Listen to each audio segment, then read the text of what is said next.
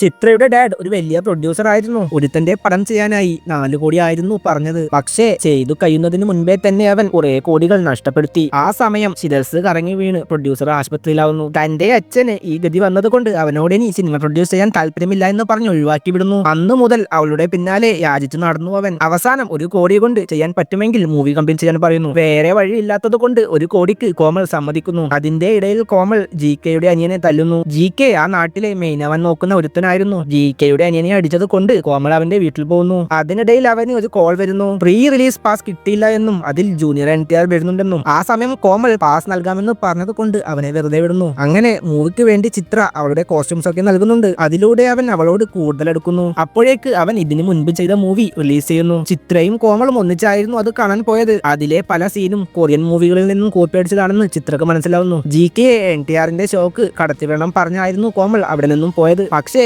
GK എന്ന് പറഞ്ഞാൽ എല്ലാവരെയും കേട്ടും വിചാരിച്ച് എല്ലാവരും GK കോഡ് പറയുന്നു. അവസാനം ഒറിജിനൽ GKക്ക് കയറാൻ പറ്റാതെയാവുന്നു. കയറാൻ പറ്റാത്തത് കൊണ്ട് GKയുടെ ഫാമിലി അവനെ വിട്ടുപോകുന്നു. അതിനുശേഷം GKക്ക് വീണ്ടും കോമളിനോട് ദേഷ്യം വരുന്നു. അതിന്റെ ഇടയിൽ കോമൾ അവന്റെ മൂവി എങ്ങനെയൊക്കെയോ കംപ്ലീറ്റ് ചെയ്യുന്നു. എന്നാൽ അതിന്റെ ഡ്രൈവ് GK എടുത്തു വെക്കുന്നു. അത് നൽകില്ലെന്നായിരുന്നു അവൻ പറഞ്ഞത്. അതുകൊണ്ട് തന്നെ കോമൾ GKയുടെ വീട്ടുകാരെ കാര്യം പറഞ്ഞ് മനസ്സിലാക്കി തിരിച്ചു വിളിച്ചു കൊണ്ടുവരുന്നു. അങ്ങനെ GKയുടെ ഫാമിലി വീണ്ടും ഒന്നിക്കുന്നു. അതുപോലെ അവന്റെ മൂവിയിൽ GKയുടെ പേരായിരുന്നു മുമ്പിൽ വെച്ചത്. അവസാനം അവന്റെ മൂവി റിലീസ് ചെയ്യുന്നു. അതുപോലെ ചിത്രയും കോമളും ഒന്നിക്കുന്നു.